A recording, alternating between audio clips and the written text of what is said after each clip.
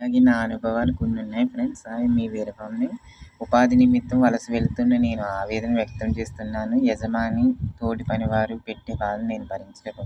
కొన్ని చోట్ల అలా జరుగుతున్నాయి. యజమానురాలు వేధింపులు తాళలేకపోతున్నా. నా ఇంటికి నా గ్రామం వెళ్ళిపోవాలనిపిస్తుంది ఒక్కోసారి. ఎందుకని అక్కడ నేను చేసే పనులు లేవు. కొన్ని పనులు యాతన కష్టంగా ఉంటున్నాయి. నేను చేయని పనులు లేవు.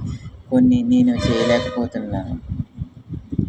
నేను చేయగల సులువైన పనులుంటే బాగుండని. ఎండలో ఆగకుండా ఆయాసం, నొప్పులు చాలా బాధను కలిగిస్తున్నాయి. పని చేయించుకునేవారు మేస్త్రి, గుమస్తాలో రక్తాన్ని పిండిస్తున్నారు. 3 రోజులు చేసే పని ఒకరోజు, ముగ్గురు చేసే పని ఒకరి చేత చేయిస్తారు. డబ్బులు మిగులుతాయని. అలా పిసినారితనంగా ఆలోచించొద్దు స్వార్థంగా. ఈ పని చేసేవాళ్ళందరూ పేషెంట్ అయ్యి ఎందుకు పనికి రాకుండా మందులు, తిండికి లేకుండా అప్పు చేయాల్సి వస్తుంది. పని చేస్తే కానీ ఇల్లు గడవదు. ఇంక వాళ్ళ రోడ్డున పడాల్సిన పరిస్థితి ఏర్పడుతుంది.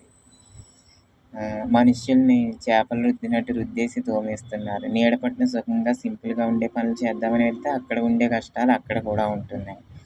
అసలు ఈ జీవితం ఏమిటో విచిత్రమైన ప్రపంచం. ఎలా బ్రతకాలో అర్థం కావడం లేదు.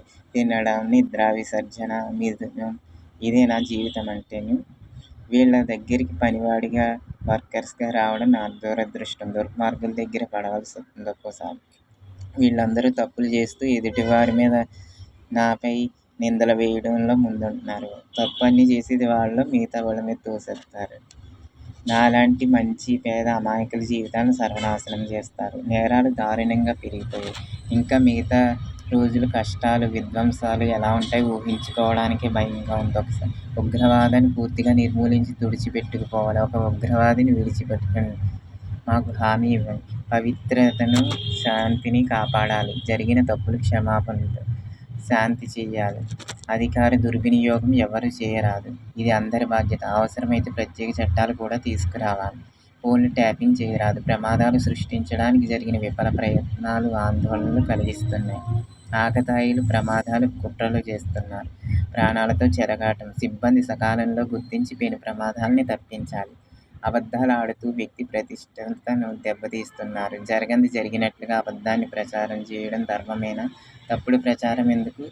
ఇది అపవిత్రత కాదా అనే అర్హత వాళ్ళకు లేదు. గుర్తించండి. ఇదంతా ఎన్నో ఏళ్లుగా జరుగుతుంది. మేనేజ్మెంట్లో చాలా మేనేజ్మెంట్ ఫెయిల్ అయ్యాయి. వ్యవస్థలన్నీ తప్పులను వెనక్కి తీసుకోవాలి. కొంతమంది నేను తిరగడం, పనిచేయడం నచ్చక స్వేచ్ఛగా తిరిగే హక్కు లేకుండా హరించారు. నా మీద చాడీలు చెప్పారు. కొందరు ఆకతాయిలు, దుండగులు ఏడిపిస్తారు నన్ను.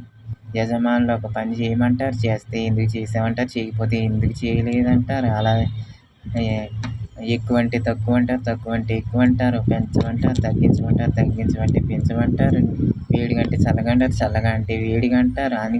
అన్నీ పూర్తిగా వ్యతిరేకం.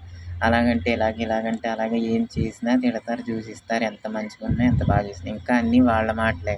ఇంక వాళ్ళ దగ్గర పనికి ఉన్నాం కదా, ఇంక వాళ్ళ మాటలే చెల్లుతాయి. మరి వాళ్ళు ఎలాగున్నా ఏం చేసినా పర్వాలేదు. మమ్మల్ని మాత్రం పిచ్చెక్కిస్తారు. పనివారం మేము అసలు ఏం చేసినా, రామ అన్నా, తుమ్మినా, తగ్గినా కూడా తప్పే. మమ్మల్ని బాధ పెట్టడం వారి లక్ష్యం. ప్లీజ్ ఫ్రెండ్స్, దయచేసి అర్థం చేసుకోండి. నచ్చితే షేర్ చేయండి, లైక్ చేయండి, కామెంట్ చేయండి.